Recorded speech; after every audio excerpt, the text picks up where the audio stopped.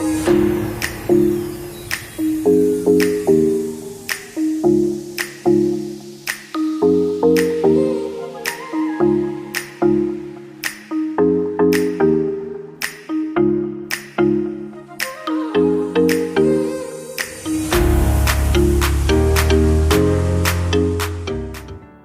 Sobat IM, jumpa kembali hari ini. Saya mau share tentang masa-masa pemulihan. Saya mau baca dari 2 Raja-Raja 8 pasal yang ke-4 sampai dengan ayat yang ke-6. Dikatakan demikian, dan setelah lewat ke-7 tahun itu, pulanglah perempuan itu dari negeri orang Filistin. Kemudian ia pergi mengadukan perihal rumahnya dan ladangnya kepada raja.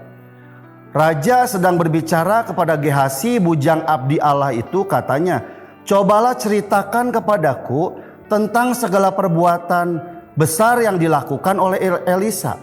Sedang ia menceritakan kepada raja tentang Elisa menghidupkan anak yang sudah mati itu, tampaklah perempuan yang anaknya dihidupkan itu datang dan mengadukan perihal rumahnya dan ladangnya kepada raja. Lalu berkatalah Gehasi, "Ya tuanku raja, inilah perempuan itu dan inilah anaknya yang dihidupkan Elisa." Lalu raja bertanya-tanya dan perempuan itu menceritakan semuanya kepadanya. Kemudian raja menugaskan seorang pegawai istana yang menyertai perempuan itu dengan pesan, "Pulangkanlah segala miliknya dan segala hasil ladangnya itu sejak ia meninggalkan negeri itu sampai sekarang."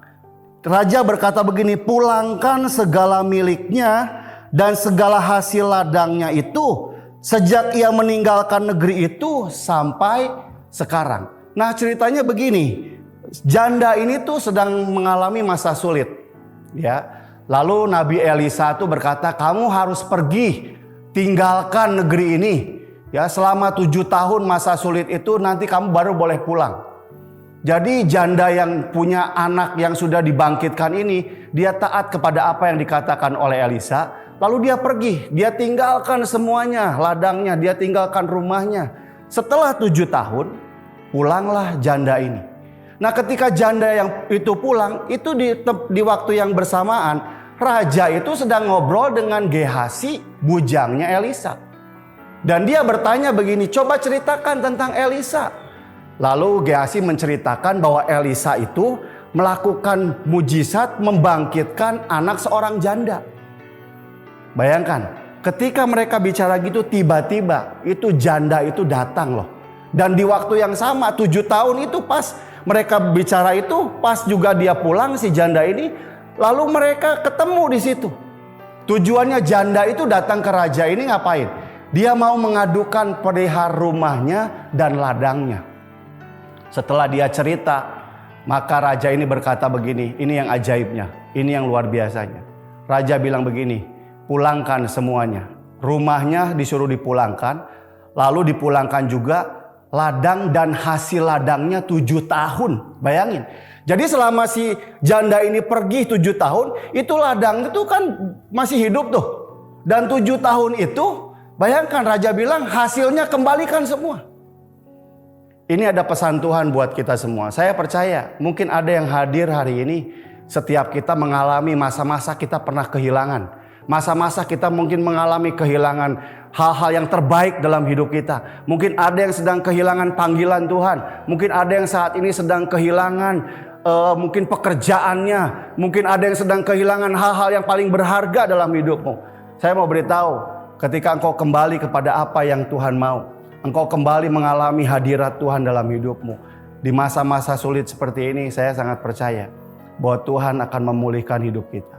Bahkan bukan hanya memulihkan, Dia akan memulihkan lebih daripada apa yang kita miliki sebelumnya. Seperti janda ini, bayangkan, ladang 7 tahun yang dia tinggalkan, gak pernah terfikir itu bisa kembali. Bukan hanya kembali, malah hasil selama 7 tahun itu dihitung. Bayangkan, saya gak tahu berapa tuh jumlahnya. Tapi itu dikembalikan kepada janda itu.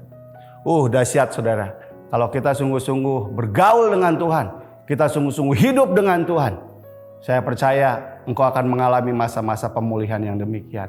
Janji Tuhan anak Tuhan akan semakin naik. Di tengah-tengah masa sulit sekalipun kita akan semakin naik. Itu sebabnya terus terhubung sama Tuhan. Terus cari kehendak Tuhan. Terus dengar-dengaran dengan apa yang Tuhan mau. Belajar taat kepada perintah-perintah firman Tuhan. Engkau akan melihat ada masanya Tuhan memulihkan kehidupanmu. Supaya nama Tuhan dipermuliakan lewat hidup engkau. Biarlah firman Tuhan ini boleh membangkitkan setiap kita. Supaya kita punya roh yang menyala-nyala dan memuliakan nama Tuhan. Amin.